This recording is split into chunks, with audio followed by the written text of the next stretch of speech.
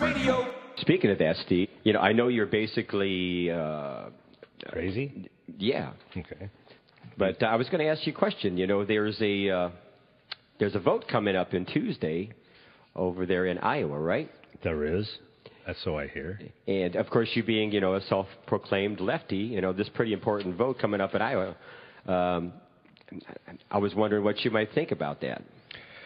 Well, I mean, you can't turn on a TV or read a newspaper without hearing all about all the attention in Iowa these days.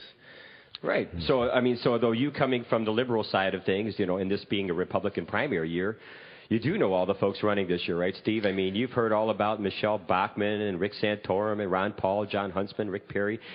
And, of course, Newt Gingrich and Mitt Romney, you're pretty familiar with all those folks, right? Oh, yeah. I mean, there's I haven't seen this many buses running around Iowa since the last Hawkeye football game. Okay, so since you know all the players next Tuesday, I'm just curious, from your point of view, Steve, who do you believe will win Dukakis? Dukakis? Last time I checked, he's not running.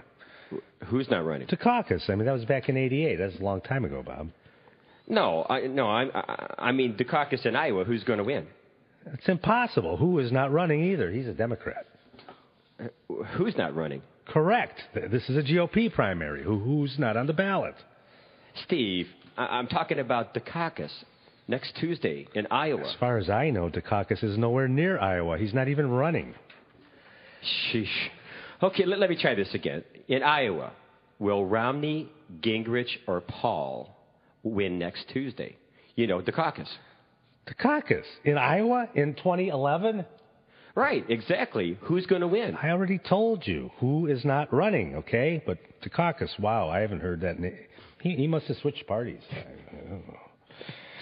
Okay, big thanks to Abbott and Costello there. Bull Busters Radio.